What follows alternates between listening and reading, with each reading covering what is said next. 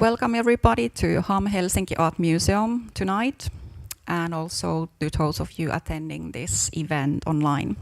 I'm Kati Kivinen, I'm the head of exhibitions here at and in the context of the exhibition Continuous Reenactments by artist Haegue Yang, which opened in late November and which will run until the 7th of April this year.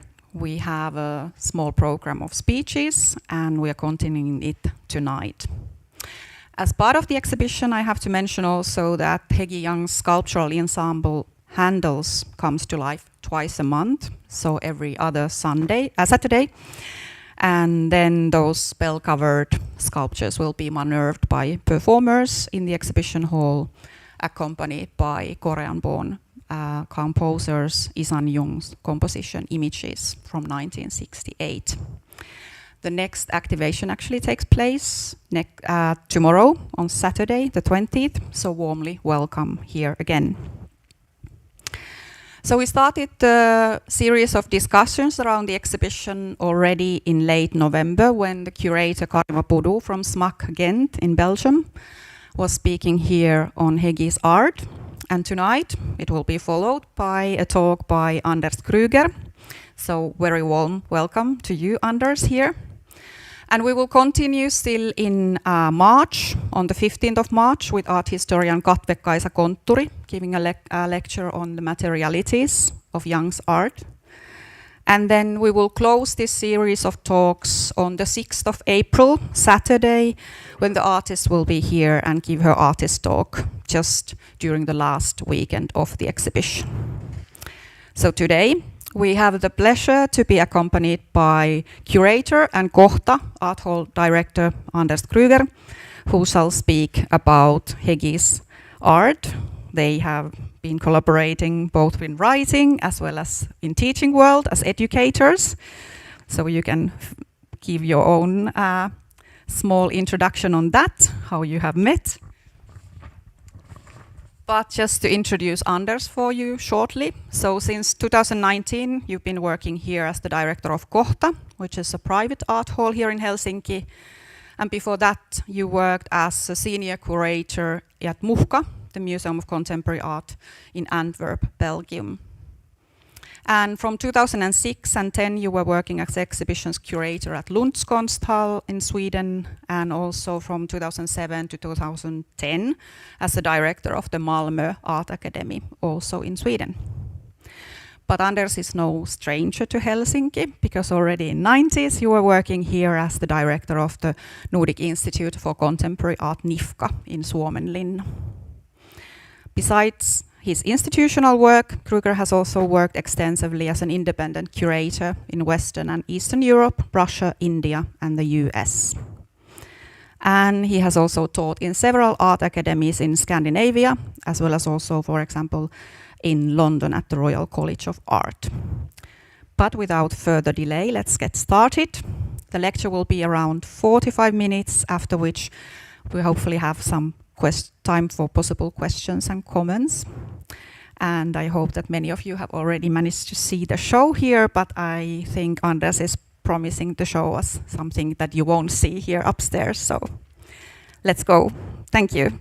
The floor is yours. Thank you, Kati, for the introduction, and thank you for the invitation. Thank you, Kati, and thank you, Helsinki Art Museum. I have titled this talk, it's a talk maybe more than a lecture actually, What Things Mean. It was the title that I used for an essay about Haegue's work that was published in the book for her exhibition Arrivals at Kunsthaus Bregenz in Austria. But it's in Austria, but it's basically in the Bermuda Triangle between Austria, Germany and Switzerland by Lake Constance. In the beginning of 2011, this show opened, so the book catalog was made in the autumn of 2010. And I will show you a couple of pictures from this show, and I have pictures to show you. We'll try to look at the work together with you, basically, and make a sort of tentative reading of it. my invitation to write for this catalog in 2010 came mostly because Haegue and I were colleagues at the Malmö Art Academy. I haven't really had the opportunity, in fact, to work with Haegue directly as a curator. There's one image here that I will show you that refers to an exhibition that I co-curated at Mukka in 2014. But I was not, it was my colleague, Nav Hak, who invited Haegue to that show. So we didn't talk so much about it then. So my collaboration with her has mostly been in the field of teaching, indeed. Because in 2009, we were recruiting new professors during the financial crisis for the Art Academy of Malmö, which is under the University of Lund in Sweden. So it's a university.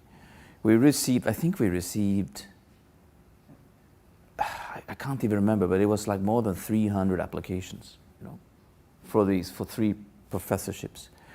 And we managed to hire Joachim Köster, the Danish artist. And then in the end, the 3rd person that we hired couldn't start working for us, but Haegue did. So Haegue was the 2nd. And she worked there for a number of years, and then now she's still teaching, but she's teaching at Städelschule in Frankfurt, where she studied also. That's how she came to Germany, as far as I know. And as a teacher, Haegue is very demanding, as far as my students said, but also very innovative and a good listener. You know, so she was, for instance, the first exhibition that we showed at Kohta in 2017 was Juha-Pekka Mattias Laakkonen, the Finnish artist, and he was a student of Haegue's. So there was a slight continuation also there, because Haegue was his supervisor for his thesis. So yes, we've been colleagues, and I've written about her. So my reading of her work is based on, it's based on what I see in the work myself, but it's also based on conversations that I've had with her throughout the years, quite informal conversations. And I am in no way an expert on her work. You know, I would never call myself an expert on basically on anyone's work, but particularly not on the work of an artist with whom I have not made an exhibition. Because that relationship of making an exhibition together requires you as a curator to really get to know the work inside out.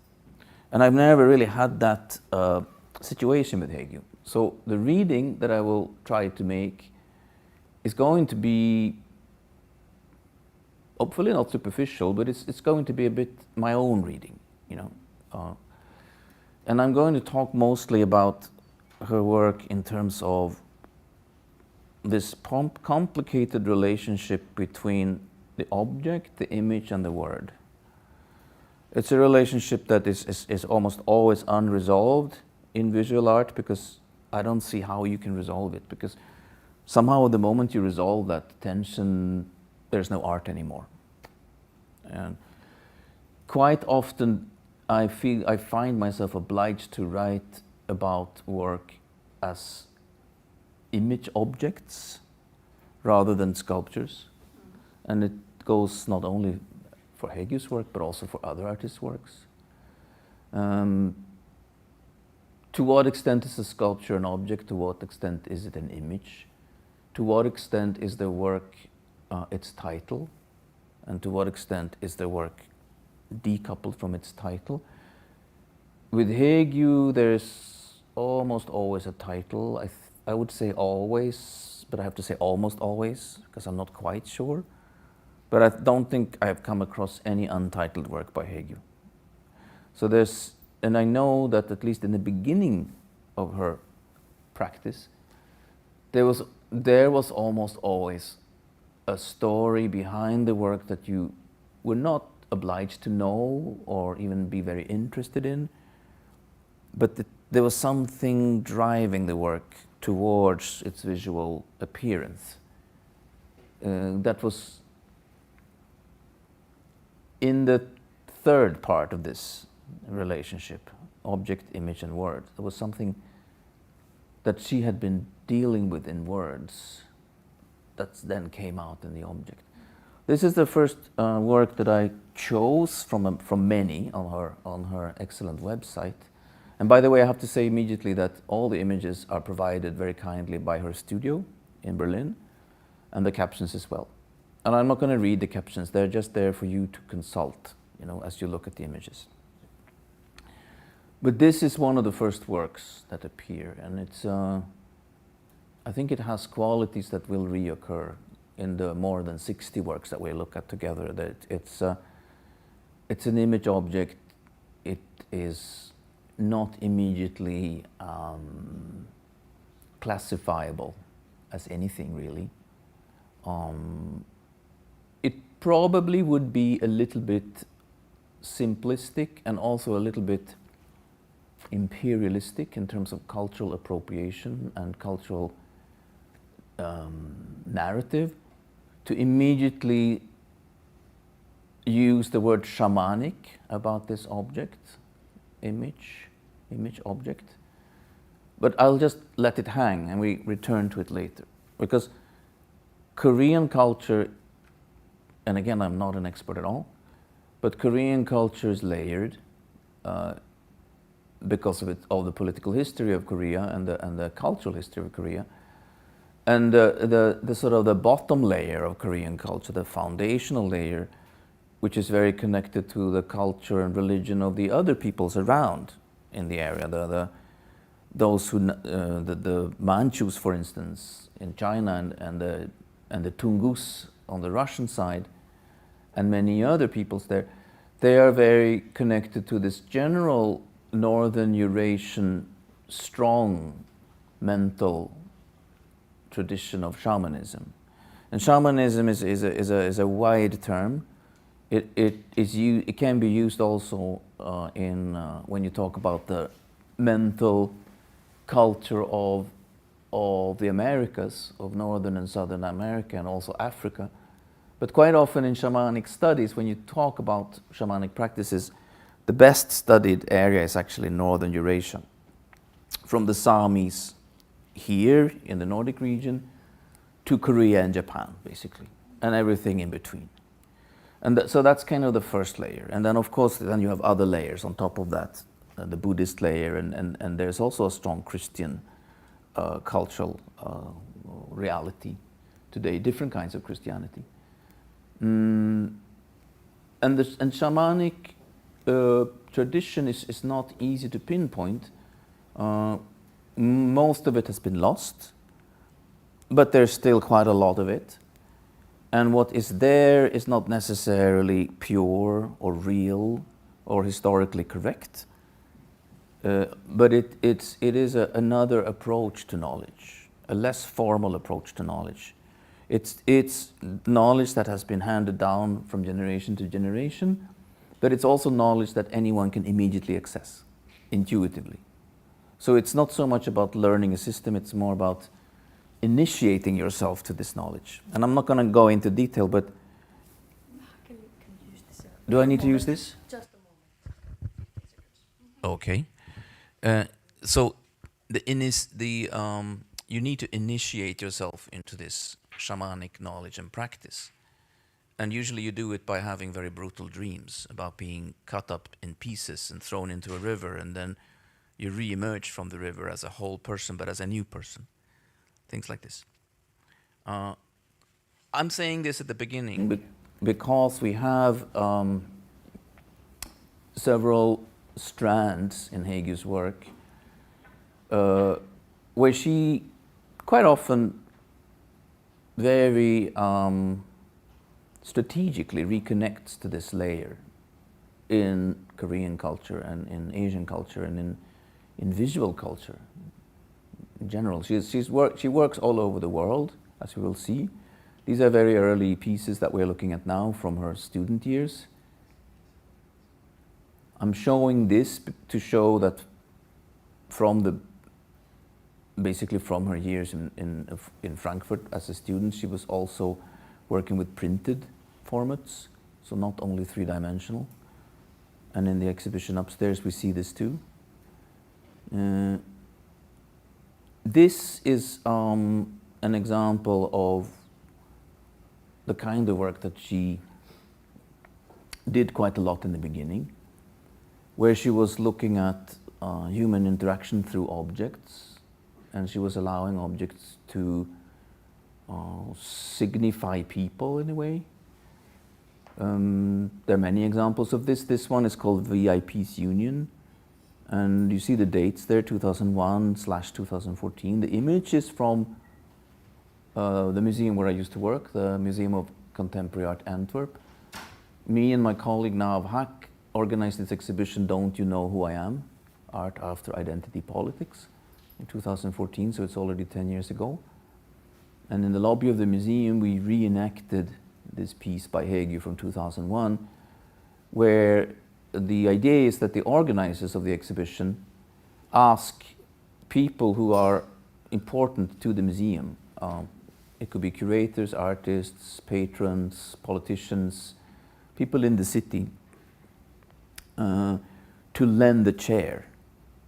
And then this landscape of chairs becomes a visualization of the social situation where the exhibition happens. So the chairs become portraits of their owners. I have a chair here too, there's a pointer here. This is me. Oscar saw this chair in Rome the other week. And many other people, of course, in the city, the fashion designers, some of the famous artists in Antwerp lent their chairs to this lobby situation. And of course it is interpassive in the sense that you are, this is Annemie van Kerkhoven's chair, for instance, the artist from Antwerp as well. Interpassive is an ironic term that is used by my colleagues at Tate Modern when they do interactive exhibitions that are supposedly meant for people to use physically, but of course everyone knows that people are just going to look at the objects. So interactivity quite often has this, let's say, disappointment built into it from the beginning. And this is also something to think about when you look at Haegue's work.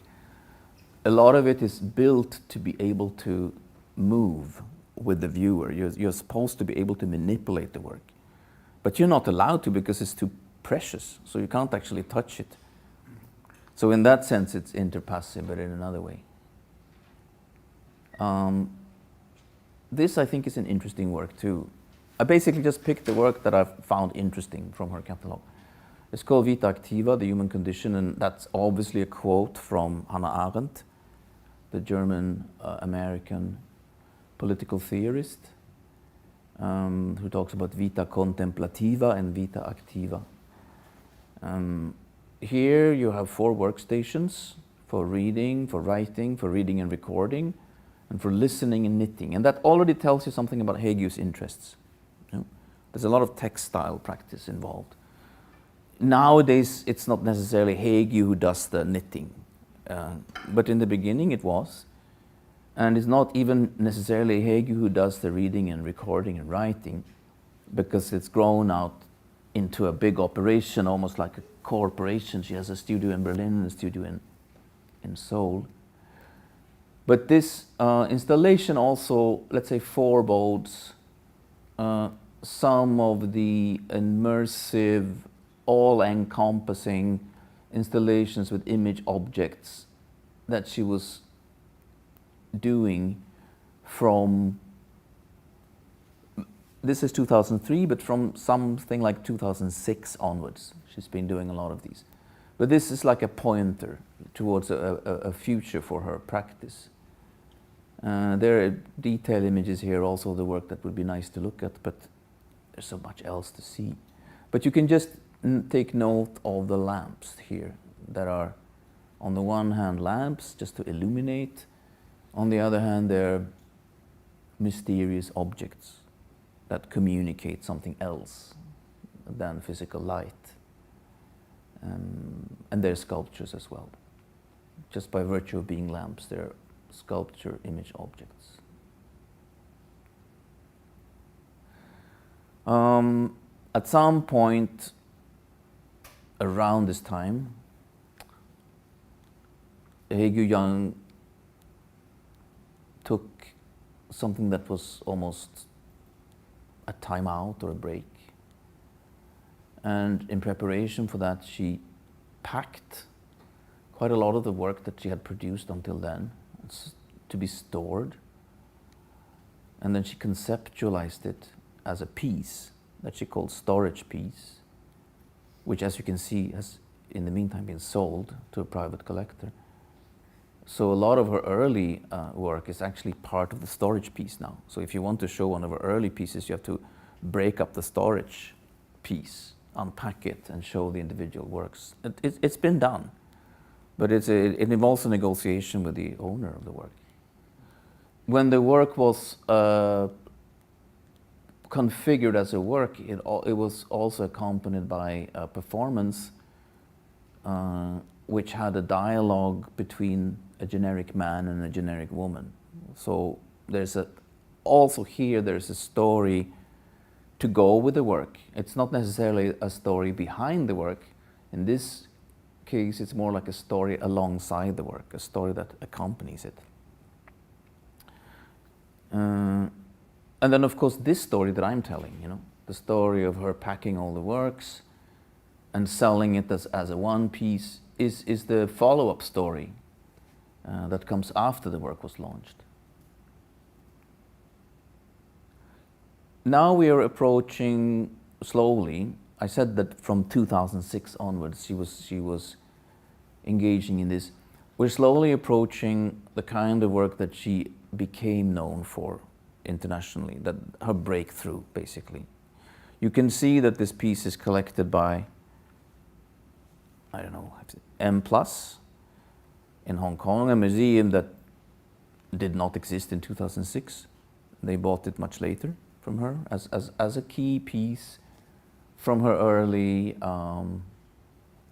recognizable period, when her practice was being shaped as what people know now. Utrecht is in the Netherlands, and it was done for this small experimental institution, Basis for Aktuelle Kunst, or Basis for Contemporary Art in Utrecht.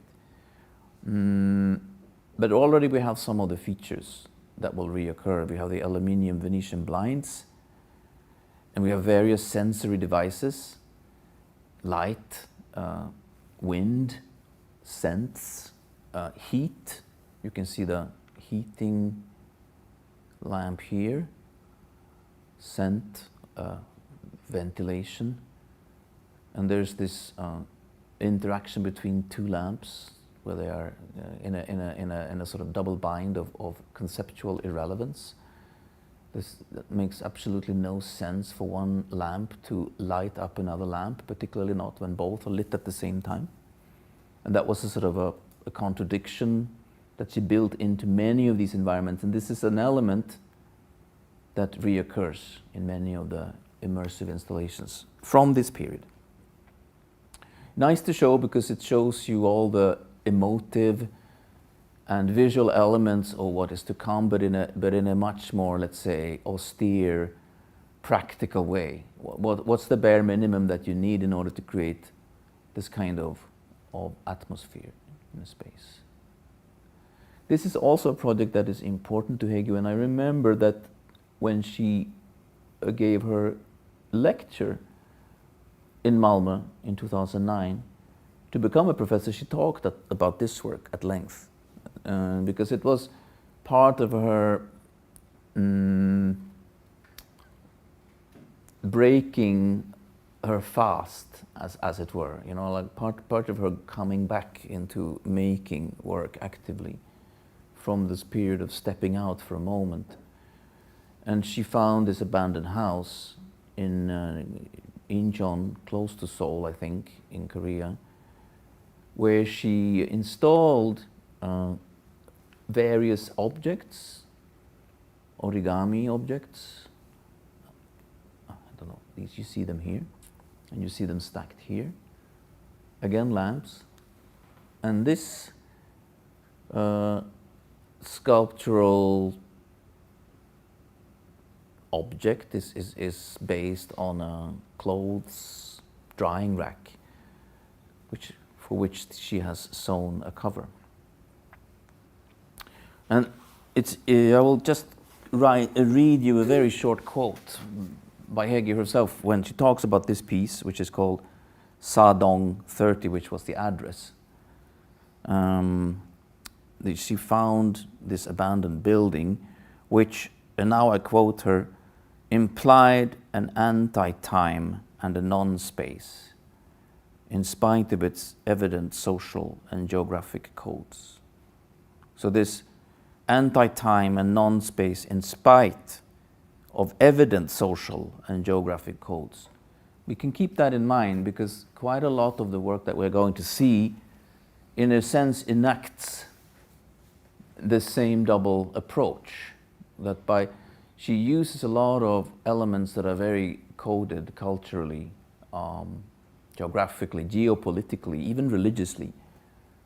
But then they come together in a way that negates a lot of their explainability and creates something that's more of a floating, anonymous non-entity in which we all live. I mean, this is contemporary reality, in fact. As you can see, she is very consistent in developing ideas. She develops ideas throughout a number of projects, and the ideas and forms reoccur in different constellations and in different shapes. This non indépliables, which is of course like a very weird title, because it's like either you can fold something or you cannot, but this is like the non-foldables. So you build the double negation in here to the title of the work, and it must be a reference to the restriction that you impose on these racks by encasing them in fabric in this way. This is from Galerie Barbara Wien in Berlin, and Barbara Wien is a gallerist that was instrumental for Haegue's development and for launching Haegue internationally.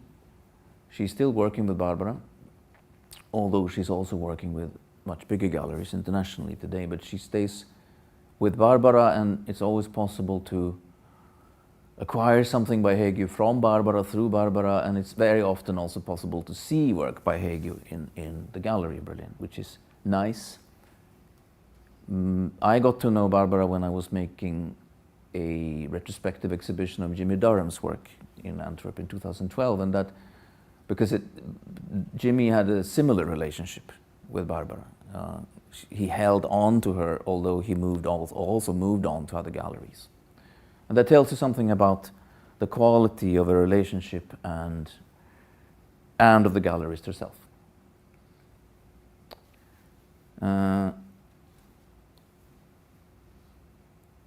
There's a long series of different incarnations of this title, Vulnerable Arrangements.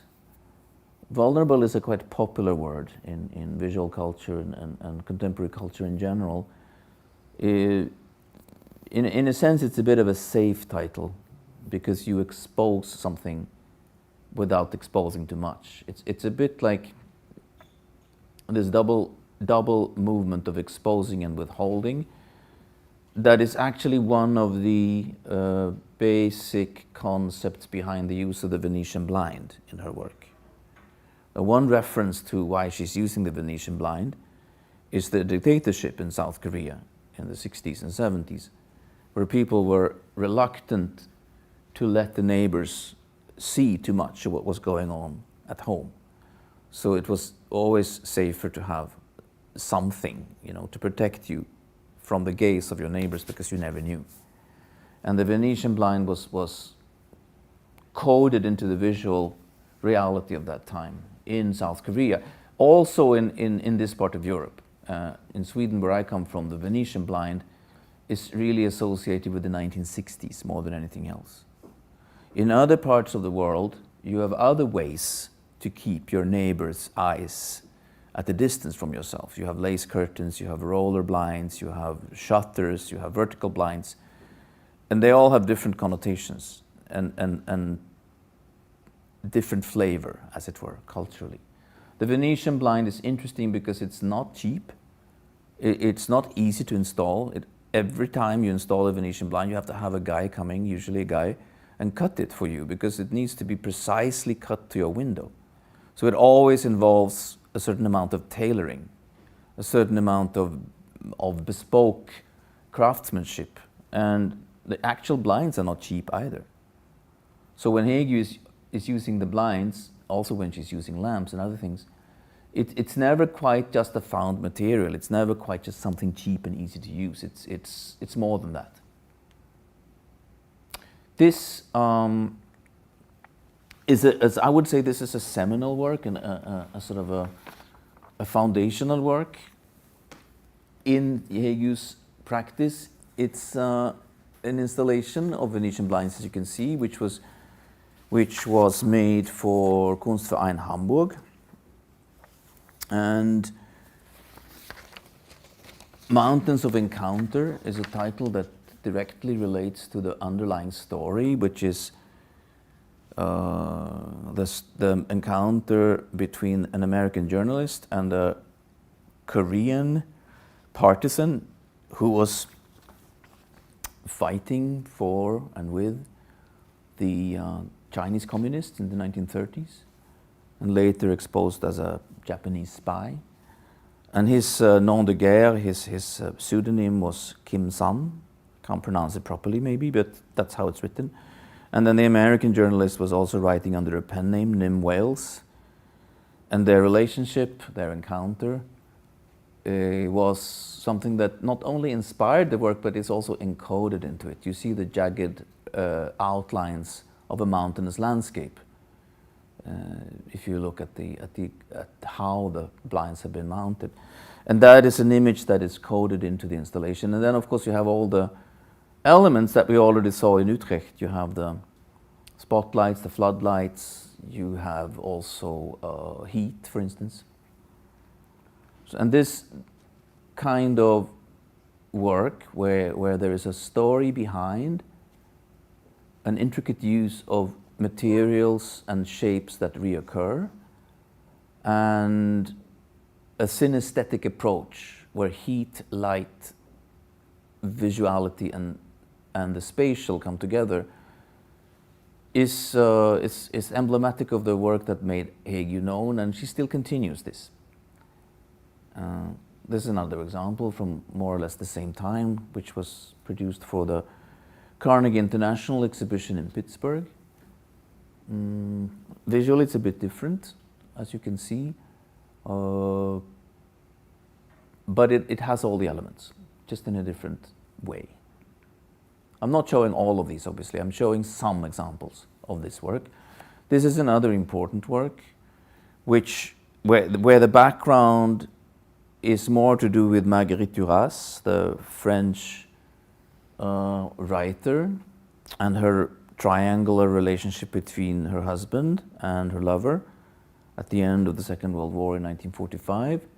This is the direct reference for Haegue for this work. At the time, she was more willing to share a direct reference than she probably is now. So when you talk about this work of this period, it's important also to give this reference because they are intertwined. But one thing that Haegue has looked at later in other works is the relationship between Marguerite Duras and the colonial legacy in Asia, because Marguerite Duras' mother was a teacher from France who decided to try her luck as a colonist in French Indochine, in what is now, not sure if it's Vietnam, probably it is. But that was Laos, Vietnam and Cambodia were the French colonies in Southeast Asia. So there's a history of colonialism coded into this as well. So this was shown in Los Angeles, and the curator there at the time was Clara Kim, who is a Korean-American curator. So that's, I think, why this happened. At the time, Haegue was still quite young and quite unknown in the sense that she was an emergent artist. But around this time, she takes the step into the limelight because she, and in the Venice Biennial, the 53rd Venice Biennial in 2009, which was the overall biennial, the curator of the overall biennial was the Swedish critic and curator Daniel Birnbaum, who was also incidentally the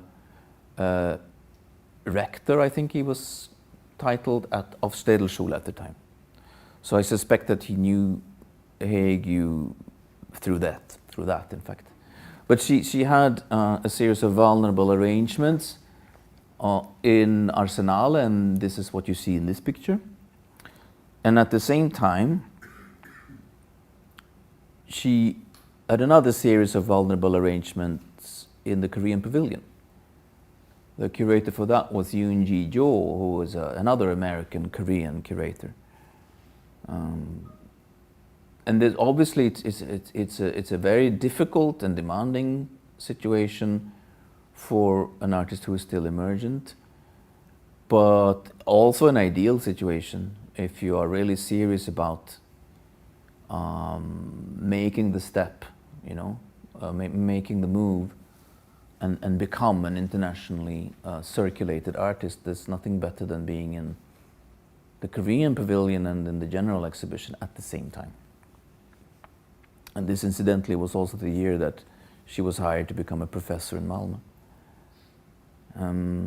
Not showing you so many pictures of this. I think this picture is good because it shows you the environmental feeling of the Korean Pavilion. The Korean Pavilion in Venice is the newest pavilion of all the steady pavilions in Giardini. It was built for the biennial in 1995, I think, either 93 or 95. So, and after that, the Giardini is full. You can't build any more pavilions there. You can rebuild an old pavilion, but you can't build a new one. You see the light pieces, the sculptural objects, the image objects where she uses lighting. They obviously serve different functions in terms of the economy of her practice, because there's an economy to every practice. They are part of her overall installations, as are the blinds, but they are also quite suitable to be sold as individual objects to collectors. In the exhibition upstairs, you have some of these works, which are based on the heat-emitting fixtures of Haegue's various flats in Berlin, and they're titled after the addresses of those flats. Manteufelstraße 112 is this one, and I chose these images of the work because I thought they were very cleverly installed, you know, in a small biennial dedicated to light art in a place that I don't even know where it is in Germany. And you see all the elements there. You see the blinds, you see the lights, you see the environment, you see the domesticity that you could already sense in the knitting station, for instance. The domesticity is of course with Haegue a bit of a fiction as well, because it becomes a marker for something. It becomes maybe a desire for domesticity that is contradicted by the reality of being an artist who always exhibits in more than one continent at the same time. How much time do you actually spend at home when you do that? So that could also be a sort of a compensation, if you like, for the reality of sustaining a career such as hers. Showing you a few more examples of these so you can also sense how the sculptural quality of these image objects develops. When you think about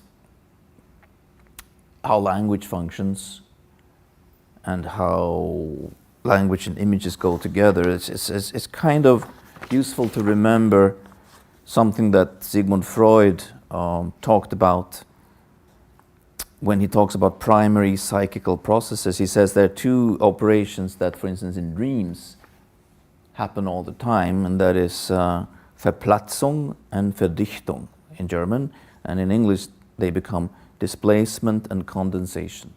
It's nicer in German. Usually it is with Freud. But displacement, you know that in dreams, that you're suddenly in another location without understanding how you got there.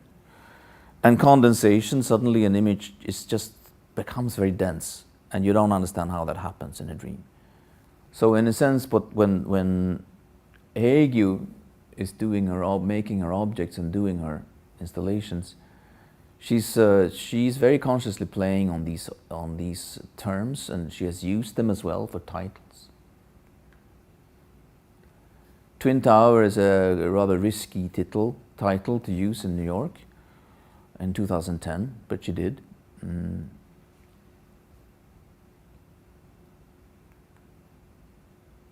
I like these, the can cozies, where she makes, they're often editions, you know, so obviously they're probably quite a lot cheaper to buy than some of the other work.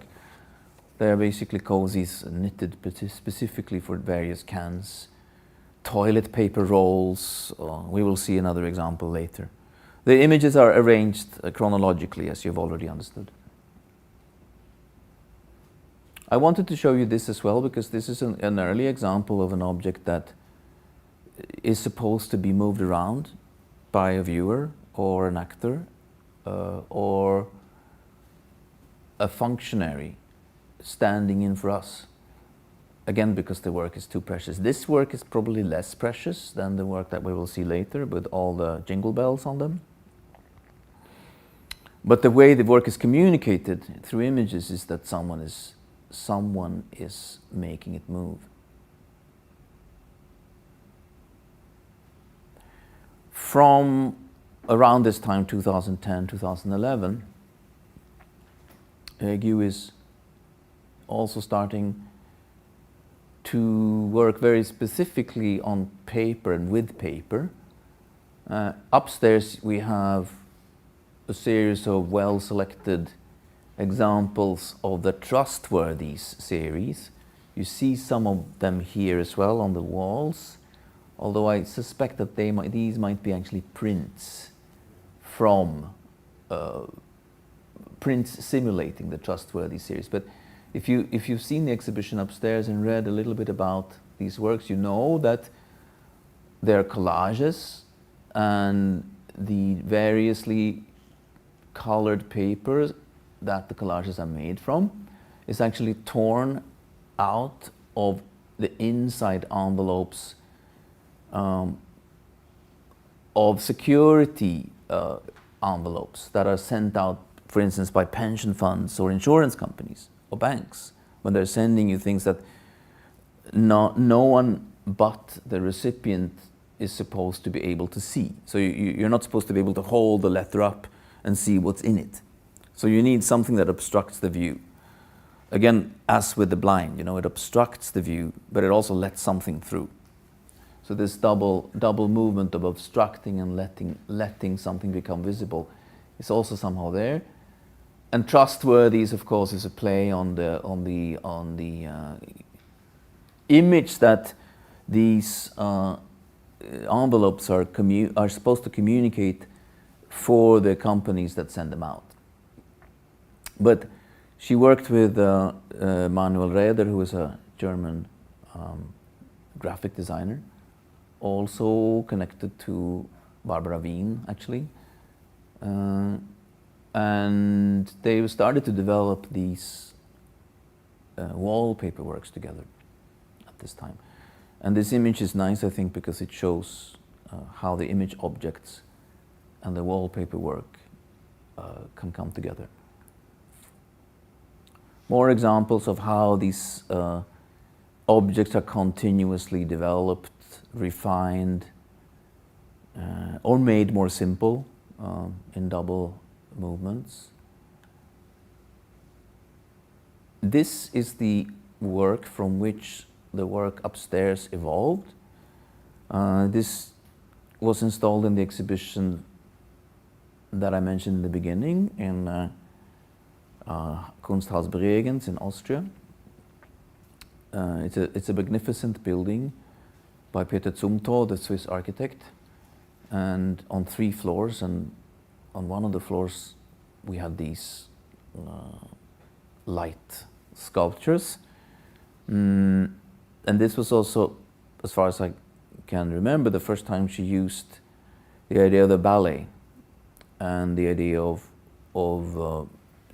interpreting and seeing these sculptures as not just objects on wheels, but actually dancers, characters that could somehow move of their own volition and through their own willpower through the space. That we have to imagine. And it's in connection with this, she was starting to think about the mechanical ballet at this time, and Oskar Schlemmer, and other influences that you can clearly see in the exhibition upstairs. And I'm not talking so much about them now because, again, you can see them upstairs. But here she was still exhibiting work that was closer formally to the previous incarnations of the light sculptures, but sort of in a new function.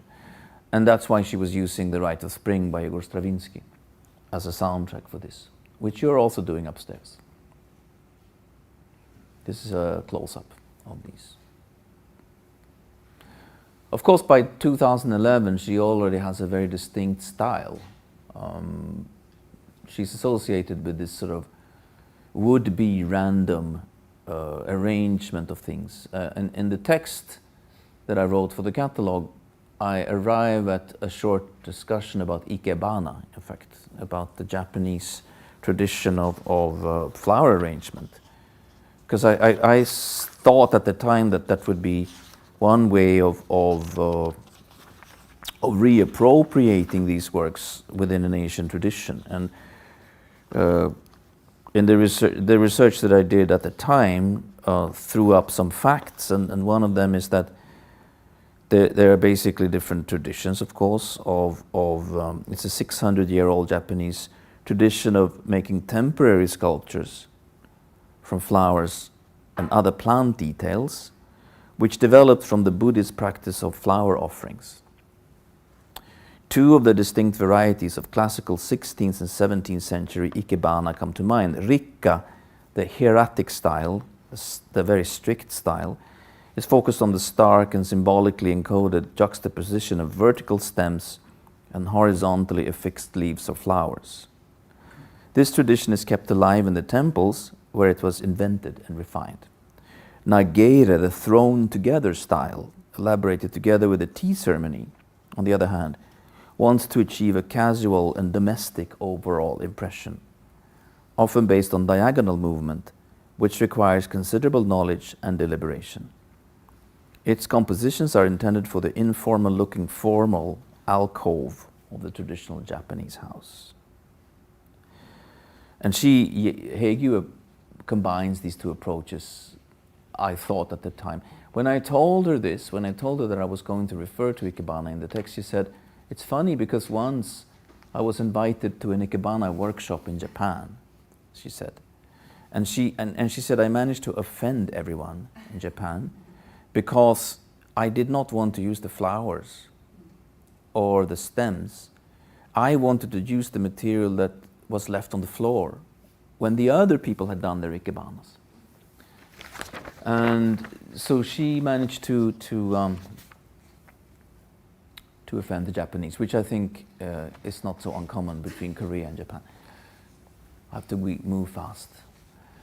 The appearance of this large installation in Documenta 13, in 2012, was basically, it's just cemented Haegue's status as one of the key artists of her generation internationally. There was also a performance piece in the State Theatre in Kassel at the same time. Moving on, just to show you how the work has developed in the last 10 years.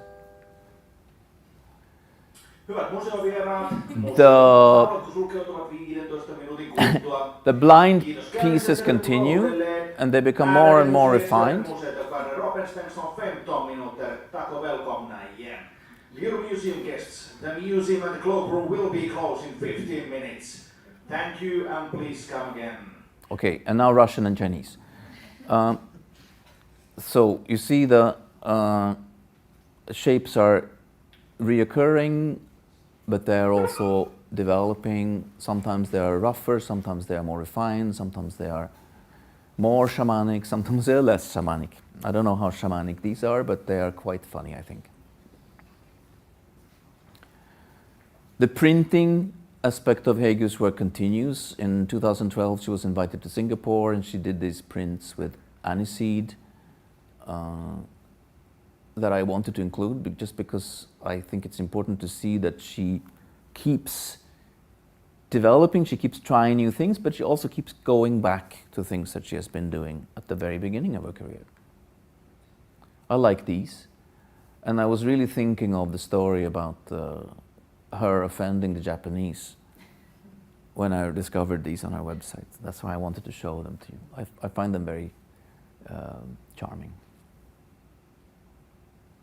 This one is called Swedish Villa.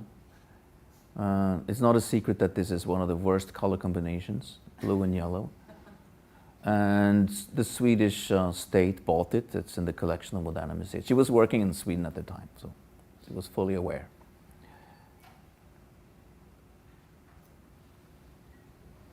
There is also a side track in her practice where she looks at fabric samples, for instance, from a factory in Hong Kong. And fabric is important for her practice in general. More examples of the wallpaper murals that incorporate strategies from the trustworthies. Strange Fruit obviously is as a title is a reference to the famous song that in turn refers to the lynching of African Americans in the southern parts of the United States. This is as close as I will get to the exhibition upstairs. It's a snapshot from her solo exhibition in Bergen in Norway in 2013 with the Oskar Schlemmer inspired moving sculptures with jingle bells and more trustworthies. And also the overall markings on the floor, the sort of choreographed atmosphere. Same here. These also go back to 1920s. Stories can appear in different forms. These are notes that you can read when the work stands still, but when you rotate it, they just become image. So again, the object-image word.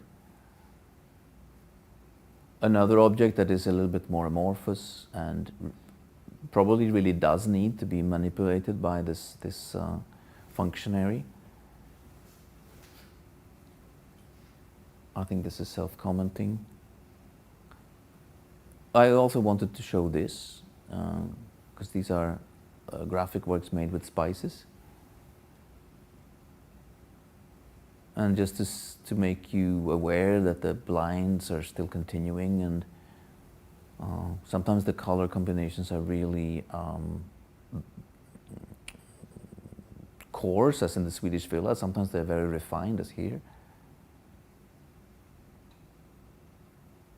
Very much a very likely candidate to be interpreted in terms of shamanic image objects is this one, the sonic full moon, or the sonic half moon. And there's also a sonic crescent moon.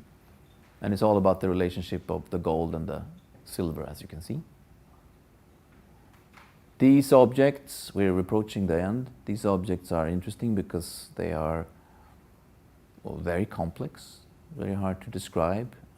They're lanterns, but they're also just weird meditations about craft and shapes and sonic and light, and yeah. She gets further and further away from the backstory, I think, in her work, and she seems to be less and less insistent on connecting these works with the story. It's possible that the story is brewing in the background and that she will come back to it and she will present new stories for us to engage with. This is in Malmö, which was commissioned by the city in the new concert hall. I think this one is quite striking and interesting. It's not typical, I would say, but it has some elements that you can connect to the exhibition upstairs, in fact. Some of the plant elements. She continues to work with the big commanding institutions. Centre Pompidou is one. And she obviously has already a solid practice in using large public spaces and communicating with people through space. Experimental ways of using objects and images of objects. Again, more wallpaper work, this time for Montpellier in France, combined with three-dimensional objects. The three-dimensionality and the two-dimensionality are quite conditional here, I would say. They bleed into each other. Same here, this is an exhibition in Australia. Recent exhibition in Australia. I suppose you could also theme the whole lecture around Haegue's use of the Baroque and how she translates that into her own visual language and how she connects it to her own cultural background. But I think I'll just throw that out here so that you can pick up that thought as if you like. It's there, I think, in the work, but obviously there are other things happening too. I like these two. There's more of a multiple. I found this interesting too, you know, like an artist like Haegue, not only Haegue, but an artist like Haegue, whose work can be political if you want it to, can be anything but political if you prefer that. How you navigate different socio-cultural, political situations, and how you sustain your practice on an international level. It's a dilemma for many artists. She did this commission for the Expo 2020 in Dubai, which I would imagine was derailed by the pandemic, but it's still there. Some recent examples of the blinds and of the objects and of the movable objects, image objects. Again. Yeah. And here's the exhibition that I had the pleasure to see at Barbara Wien in the summer of 2022. You see one of the lantern objects, you see a sort of missing mate for the red net that you have upstairs here in the exhibition, with objects under it, and the net is sonic because it also consists of elements that make sound. But also in Korea, it's a practice to cover offerings, for instance, with a cloth or with a semi-transparent or a transparent cloth. So it also refers to practices that are part of various cults. And the paper cuttings are usually described as emanating from, let's say, from the shamanic layer of Korean tradition. And that's something that she's been doing quite actively recently. This is another example from Korea, from an exhibition there. And the last image is from a project produced by her gallery in Mexico, Curimansuto. So you see that when she's doing something in the Americas, and when she's doing something in Asia, and when she's doing something in Europe, and when she's doing something in the Middle East or in Australia, it's always her, it's always the same language and the same underlying story and approach, but there are also subtle visual differences worked into the final product. I would say that this one comes across as more Mexican and this one as more Korean. Maybe it's just my prejudice, but I also think that it's a conscious sensitivity that Haegue cultivates, that she actually is interested in communicating with the different kinds of visuality that occur in different continents, and that's one of the things that sustain her interest in working worldwide. Because if you're not interested in other continents, other people in other countries, why even bother to have an international career, one might ask. You know, I think that this ambition to be a successful international artist is ultimately driven by an interest in the world. And I've always sensed that from Haegue's practice. I've always sensed that she's genuinely curious about things and that she's working towards, I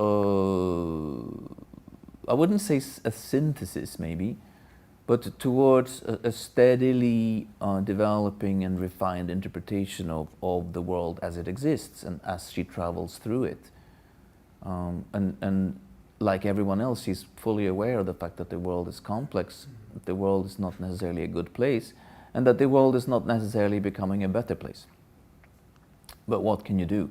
And I think the selection of works that I have shown you here is meant to demonstrate that an artist can do quite a lot. You know, by remaining true to your own vision, by remaining very focused on quality and on the modalities of production, not just in terms of logistics, but actually in terms of keeping the focus on what you want to do, you can actually contribute something to this very complicated world that we live in. You can contribute a sense of necessity and a sense of care, but not in the semantic meaning that it often has in the art world, like radical care and all these things, but just taking care, you know, taking care of the object, of the image, of the word, but also of the viewer. And I think I end there because I have to, but also because this is the last image. Thank you. Thank you so much. Thank you so much, Anders. This was an amazing journey that you took us through tonight. Sorry, I don't think we have any more time for questions, so you'll have to catch the man on the way out. Mm-hmm. But thank you for this, and then let's meet again in March with Katve-Kaisa Kontturis lecture following, and then tomorrow there's the possibility to enjoy Handel's activation upstairs. Thank you and good night.